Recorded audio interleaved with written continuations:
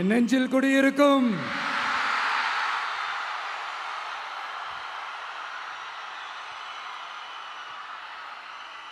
தமிழக மக்கள் உங்கள் அனைவருக்கும் என்னுடைய வணக்கமும் என்னுடைய நன்றிகளும். குறிப்பா திருச்சி கிழக்கு தொகுதி மக்கள் உங்கள் அனைவருக்கும் என்னுடைய ஸ்பெஷல் வணக்கமும் ஸ்பெஷல் நன்றிகளும். இதை நான் ஏன் இப்படி சொல்றேன்னா, என்னை இப்போ பெரம்பூர் தொகுதி எம்எல்ஏன்னு தான் சொல்லுவாங்க. பட் ஆனால் அது எலெக்ஷன் கமிஷனோட அந்த சட்ட விதிகளுக்கு மட்டும்தான் அப்படி. ஆனால் என்னை பொறுத்த வரைக்கும், தமிழ்நாட்டை பொறுத்த வரைக்கும், தமிழ்நாட்டுக்கு எப்படி திருச்சி ஒரு இதயம் மாறியோ, அந்த மாதிரி என்னோட இதயத்துக்கு திருச்சி கிழக்கு தொகுதி மக்களும் ரொம்ப ரொம்ப ரொம்ப க்ளோஸ் தான். அதில் எந்த மாற்றமும் கிடையாது. சரிங்களா?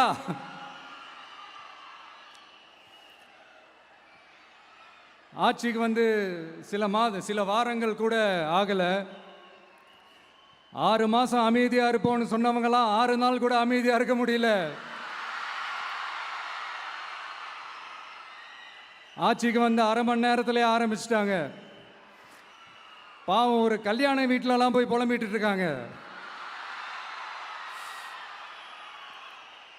நான் சொன்னதெல்லாம் நடக்குதா? 1 by 1 எல்லா புலம்பல்ஸும். அது மாதிரி இத்தனை வருஷமா மாற்றி மாற்றி உங்களை ஏமாத்திக்கிட்டு இருந்த இந்த 2 பேரையும் வேண்டாம்னு சொல்லி ஒதுக்கிட்டு உங்களுக்காக உண்மையா உழைக்க வந்த உங்க விஜய, உங்க அண்ணனை, உங்க தம்பிய முதல் அமைச்சரா இல்ல முதல் சேவகனா ஆக்கியிருக்கிறீங்க. தலை வணங்கி ஒட்டுமொத்த தமிழக மக்களுக்கும் இந்த நேரத்தில் என்னுடைய நன்றியை தெரிவிச்சுக்கிறேன். இந்த நேரத்தில் எங்களுக்கு ஆதரவு தெரிவிச்ச அத்தனை இயக்கங்களுக்கும், அத்தனை இயக்கத்தின் தலைவர்களுக்கும் மீண்டும் என்னுடைய நன்றியை தெரிவிச்சுக்கிறேன்.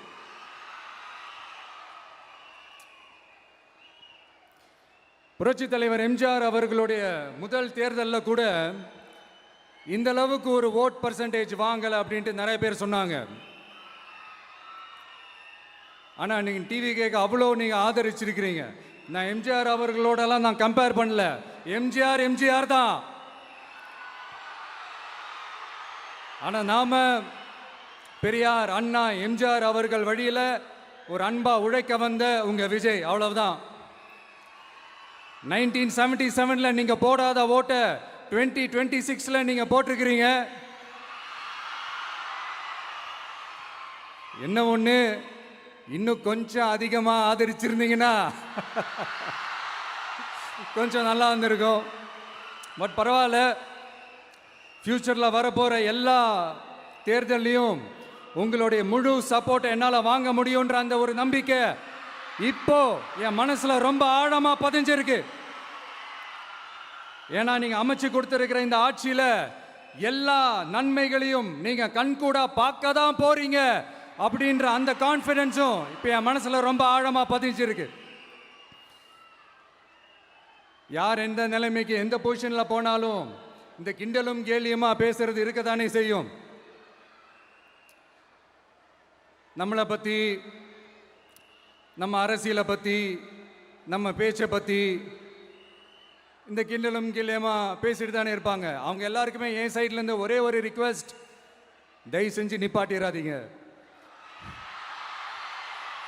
தயவு செஞ்சு கண்டினியூ பண்ணுங்க. நீங்க தான் என்னோட எனர்ஜி ஃபோர்ஸு. நீங்க பேசிக்கிட்டே இருங்க. நான் மக்களுக்கு தேவையான நல்லதை செஞ்சுக்கிட்டே இருப்பேன். அடுத்து இப்போ நம்ம புதுசாக அந்த சூட்லாம் போட்டு வரோம்ல, அதை பற்றி கூட நிறைய பேர், ஏன் நாமெல்லாம் கோட் சூட்லாம் போடக்கூடாதா? அதிகாரம் செய்கிறவங்களும் ஆதிக்க சக்திகளும் மட்டும்தான் கோட் சூட்லாம் போடணுமா என்ன? அப்பெல்லாம் எதுவுமே கிடையாது. நான் என்ன கலராக போட்டு வரேன், 2 கலர். நம்ம எல்லாரும் மனசு மாதிரியே பிளாக் அண்ட் ஒயிட். எல்லாத்திலும் பிளாக் அண்ட் ஒயிட்டா இந்த விஜய் இருப்பான் அப்படின்னு காட்டுறதுக்கு தான் அந்த கலர். அடுத்து அந்த பிளாக் கூட யாரை குறிக்கும் எதை குறிக்கும்ன்றது நான் சொல்லி தான் தெரியணும்னு அவசியம் இல்லை, அது உங்களுக்கே நல்லா தெரியும். எல்லாத்துக்கும் இப்படி வழக்கம் சொல்லிக்கிட்டு நசன் பேசுகிற டைப்பும் நம்ம கிடையாது. உங்களுக்கே தெரியும், அதிகபட்சமாக எல்லா மீட்டிங்கிலும் 20 நிமிஷம்குள்ளே தான் நான் பேசியிருக்கிறேன். அதனால் இப்போ மக்கள் என்கிட்ட என்ன சொல்கிறாங்க அப்படின்னா, இந்தப்பா விஜய், நீ எங்களுக்காக உழைக்கிறதுக்காக வந்திருக்கிற, அந்த வேலையை மட்டும் பாரு, உன்னை பற்றி பேசுகிறவங்கள நாங்கள் பார்த்துக்கிறோம் அப்படின்னு சொல்லிட்டாங்க. சரி, ஆனது ஆச்சு. இப்போ என்ன, உனக்கு எதிரிகளே இல்லையா அப்படின்லாம் கேட்டேன். அப்படிலாம் நான் சொல்ல மாட்டேன், அப்படிலாம் நான் நினைக்கவும் மாட்டேன், அப்படி நினைக்கவும் கூடாது. இப்பவும் சொல்கிறேன், அரசியல் ரீதியாக சொல்கிறேன், 2 பேருக்கு நடுவில் தான் போட்டியே. ஒன்று இன்னொன்று, எஸ், ஒன்று டிவிக்கு, இன்னொன்று டிஎம்கே. இதுக்கு நடுவில் வேற யாருக்கும் எந்த வேலையும் கிடையாது. ஏதாவது இருக்குன்னு சொல்றீங்க? எலெக்ஷனுக்கு முன்னாடியும் அவங்களுக்கு ஒரு வேலையும் இல்லை, இப்ப எலெக்ஷனுக்கு அப்புறம் சுத்தம். ஆனா இந்த திமுகவும் மற்றும் பலரும் ஒன்னா சேர்ந்துக்கிட்டு இந்த விஜயோட ஆட்சி வந்துடக்கூடாதுன்னு சொல்லி ஒரு கூத்து ஒன்று பண்ணாங்களே, அந்த கடைசி 5 நாள், அடாடாடாடாடா, நமக்கெல்லாம் ஓஹோ இப்படியெல்லாம் கூட நடக்குமோ என்ன கூத்துங்கிறீங்க. ஆனா ஃபியூச்சர் என்னவா இருக்குன்றதை மட்டும் இப்ப நான் சொல்றேன். உங்களுக்காக உண்மையா உழைக்க வந்த இந்த விஜயா, இல்ல இந்த விஜயோட ஆட்சி அமைஞ்சிடக்கூடாதுன்னு தடுக்க நினைச்ச ஸ்டாலின் சாரா, அவ்வளவுதான். இதுக்கு நடுவில் வேற யாரும் எந்த அல்லு சில்லும் உள்ள வந்து நம்மளை தடுக்கிறதோ எதிர்க்கிறதோ ஏதாவது பண்ணாங்கன்னா நிர்வாகம் அதுக்கு பொறுப்பில்லை ராஜா, நிர்வாகம் அதுக்கு பொறுப்பில்லை. ரிசல்ட் என்னவா வரும்ன்றது அது உங்களுக்கே நல்லா தெரியும். நம்மளை ஏளனமா பேசுறதா நினைச்சு அவங்களுக்கு ஆப்பு வச்சுக்கிறாங்க. திமுக நம்மளை தடுக்க, திமுக நம்மளை எதிர்க்க, திமுக நம்மளை அவமானப்படுத்த அத்தனையும் நமக்கு நன்மையே.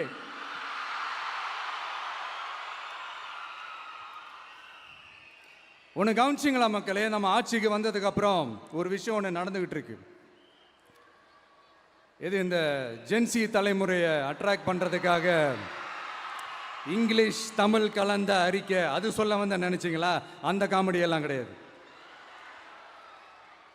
அடுத்து இந்த ரியாலிட்டியை மறந்துட்டு இந்த ரீல்ஸ் போடுறது, அது சொல்ல வந்தீங்களா? அந்த காமெடியும் கிடையாது. இது சீரியஸாக ஒரு விஷயம் நடந்துகிட்டு இருக்கு. முன்னெல்லாம் சட்டசபையில் யார் பேசுனா நமக்கு என்ன, யார் அடிச்சுக்கிட்டா நமக்கு என்னன்னு இருந்த கூட்டம்லாம் இப்போ சட்டசபையில் என்ன நடக்குது, என்ன பேசிக்கிறாங்கன்றது ரொம்ப உன்னிப்பாக கவனிக்கிறாங்க. கவனிச்சிங்களா? திமுக ஸ்டைல்லையே சொல்லணும்னா ரீல்ஸ் போட்ட கூட்டம்லாம் இப்போ நியூஸ் பார்த்துக்கிட்டு இருக்கிறாங்க. அதில் நமக்கு சந்தோஷம் தான், பெருமை தான். நம்மளுடைய யங்ஸ்டர்ஸ், நம்ம பெண்கள் எல்லாம் அந்த அரசியல் என்னன்னு தெரிஞ்சுக்கணும், அந்த அரசியல் என்னன்னு புரிஞ்சுக்கணும்னு அப்படி ஒரு விழிப்புணர்வு ஏற்பட்டிருக்கு. அதில் எங்களுக்கு சந்தோஷம் தான். இதெல்லாம் யாரால நடந்திருக்கின்றது நான் சொல்லி தான் உங்களுக்கு தெரியணும்னு அவசியம் இல்லை, அது உங்களுக்கே நல்லா தெரியும். இப்படிப்பட்ட நம்ம தெய்வங்களை, இப்படிப்பட்ட நம்ம மக்களை தற்குறின்றது இன்னமும் சொல்லிக்கிட்டு இருக்கிறாங்க. நான் காஞ்சிபுரத்தில் சொன்னதை தான் இங்கே நான் திரும்பவும் ரிப்பீட் பண்ணுறேன். நீங்கள் தற்குறின்னு சொன்னீங்களே, அவங்க தான் உங்களோட அரசியல் வாழ்க்கையே ஒரு கேள்விக்குறி ஆக்கியிருக்கிறாங்க. கேள்விக்குறி ஆக்கிட்டாங்க, இன்னமும் ஆக்க போறாங்க. அன்னைக்கு நான் சொன்னப்போ சிரிச்சவங்களாம் இன்னைக்கு என்ன பண்ண போறாங்களோ. உண்மையை சொன்னாதான் அந்த கூட்டத்துக்கு கசக்குமே. உண்மையிலே நீங்க மக்கள் மனசை புரிஞ்சு வச்சிருந்தீங்கன்னா நீங்க இப்படி மக்களை தப்பாவே பேசியிருக்க மாட்டீங்க. அது என்ன, அப்புறம் அரசியல் புரிதல் இல்லாம மக்கள் நமக்கு ஓட்டு போட்டுட்டாங்களாம். இந்த கவர்ச்சியில மயங்கி மக்கள் நமக்கு ஓட்டு போட்டுட்டாங்களா? நான் என்ன, சரி விடுங்க.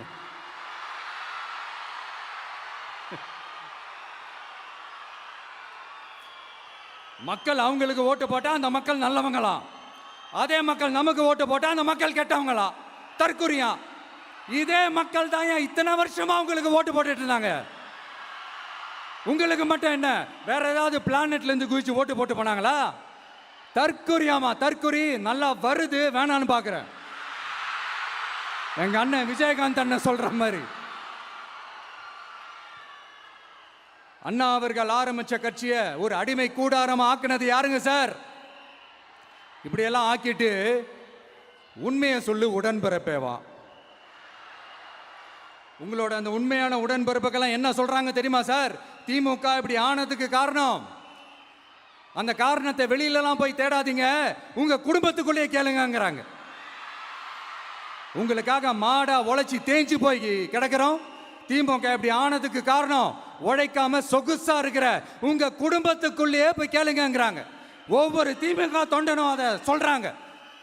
அதை புரிஞ்சிக்காம நம்மளையும் நம்ம மக்களையும் தப்பா பேசிக்கிட்டு, நீங்க மக்களை தப்பா பேசுனீங்கன்னா இந்த விஜய் வந்து கேள்வி கேட்பான், சும்மா இருக்க மாட்டான். இந்த விஜயும் தமிழ்நாட்டு மக்களும் வேறு வேறு இல்லை. இந்த விஜய் தான் தமிழ்நாட்டு மக்களோட ஒரு உண்மையான ஒரே பிரதிநிதி. இது இன்னைக்கும் சரி, நாளைக்கும் சரி, நாளன்னைக்கும் சரி, இதுதான் நிஜம். மறுபடியும் சொல்றேன்,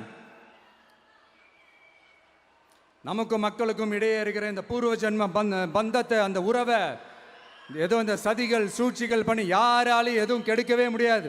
கெடுக்க ட்ரை பண்ணீங்க, நம்ம ஆட்சிக்கெல்லாம் வரதுக்கு முன்னாடி என்ன சதிகள், என்ன சூழ்ச்சிகள், என்னென்னலாம் பண்ணி எப்படியெல்லாம் தடுத்துடலான்னு.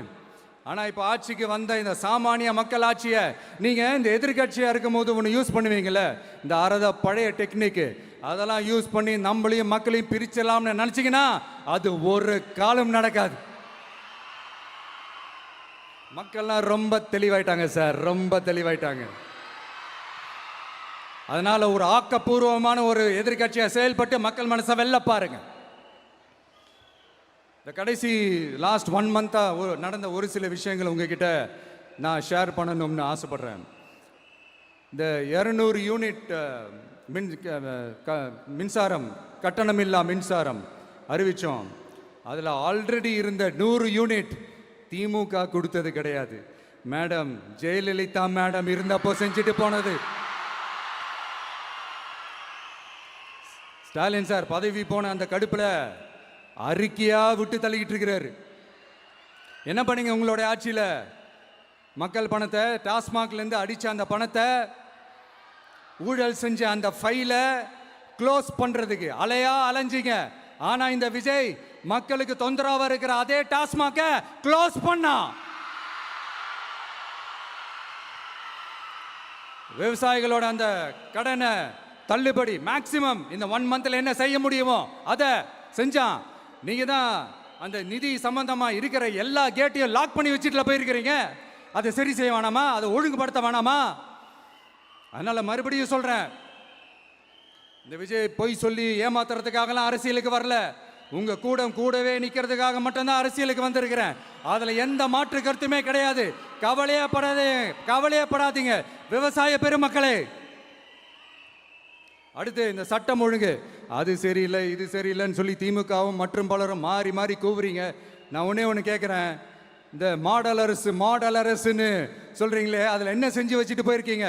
ஒரு ஊர் விடாம, ஒரு தெரு விடாம போதைப் பொருள் கலாச்சாரம் அப்படியே ஸ்ப்ரெட் ஆகி கொட்டி கிடக்குது. அது அப்பவே இனிஷியல் ஸ்டேஜ் அதை நீங்க கண்ட்ரோல் பண்ணியிருந்தீங்கன்னா இத்தனை பெண்களை இழக்க வேண்டிய ஒரு சூழ்நிலை ஏற்பட்டிருக்குமா? எல்லாத்தையும் பண்ணிட்டு பழிய தூக்கி ஏன் மேல போடுறாங்க. நீங்க என்ன பழி நம்ம மேல போட்டாலும் மக்கள் நிம்மதியா வாழக்கூடிய அந்த செயலை கண்டிப்பா இந்த விஜய் செஞ்சு தான் காட்டுவான். அதுக்காக தான் எஃபிஷியன்டான போலீஸ் ஆஃபீஸர்ஸ் நான் அப்பாயிண்ட் பண்ணியிருக்கிறேன். எஃபிஷியன்டான அந்த போலீஸ் ஆஃபீஸர்ஸ் டீம் நான் அப்பாயிண்ட் பண்ணியிருக்கிறேன். பெண்கள் பாதுகாப்பான அந்த சிங்க பெண் காவல் படை நெக்ஸ்ட் வீக் அதை இனாகரேட் பண்ண போறோம். தப்பு செஞ்சவங்களுக்கான தண்டனை, அதுக்கான சார்ஜ் ஷீட் எல்லாமே ரொம்ப ஃபாஸ்டா, ரொம்ப ஸ்பீடா செய்யறதுக்கான அந்த வேலையை செய்ய சொல்லி இருக்கிறோம். கோர்ட்ல கூட தப்பு செஞ்சவங்களுக்கான அந்த கடுமையான தண்டனை வாங்கி கொடுக்கறதுக்கான அந்த வேலையையும் ரொம்ப சீக்கிரமா செய்ய சொல்லி இருக்கிறோம். அதனால நீங்க என்ன பழி நம்ம மேல போட்டாலும் உண்மையா உறுதியா மக்களுக்கு தேவையான எல்லா விஷயங்களையும் இந்த விஜய் செஞ்சு தான் காட்டுவான்.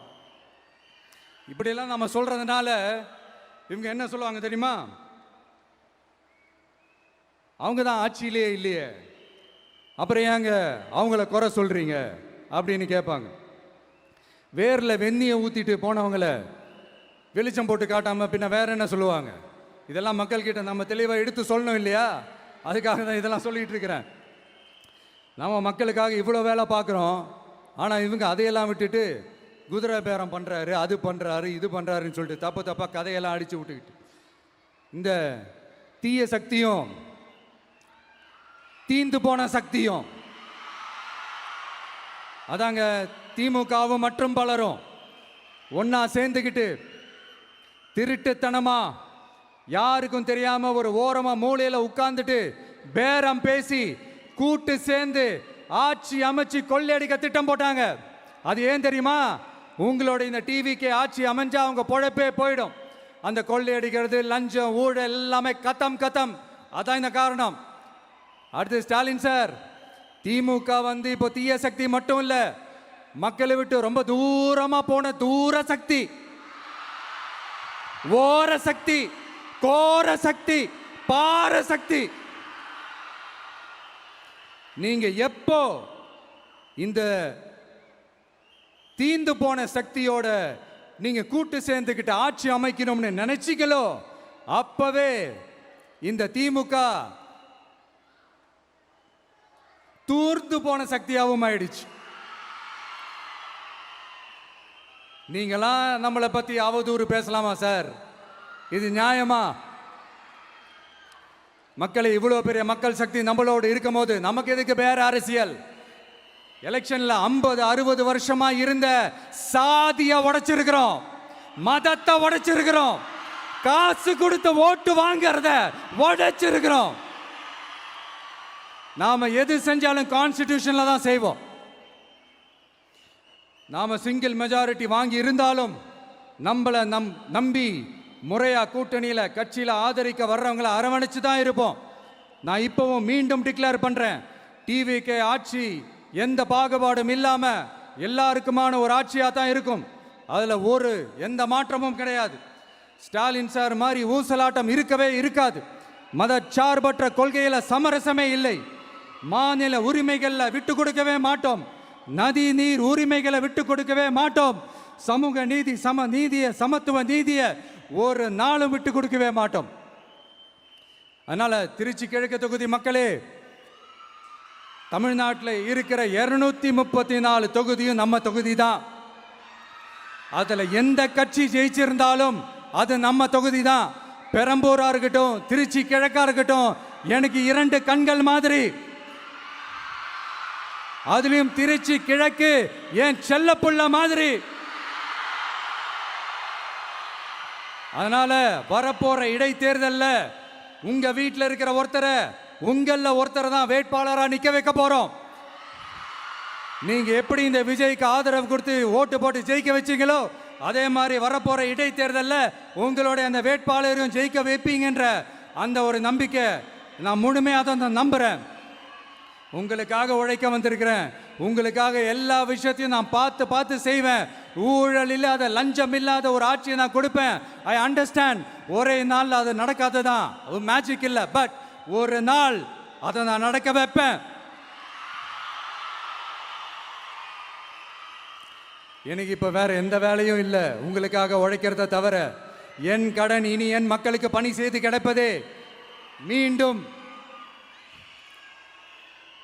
என்னை ஜெயிக்க வச்ச தமிழக மக்களுக்கும் திருச்சி கிழக்கு தொகுதி மக்களுக்கும் மீண்டும் என்னுடைய நன்றியை தெரிவிச்சுக்கிட்டு கான்பிடண்டா இருங்க, நல்லதே நடக்கும், வெற்றி நிச்சயம். மீண்டும் சந்திக்கும் வரை நன்றி, வணக்கம்.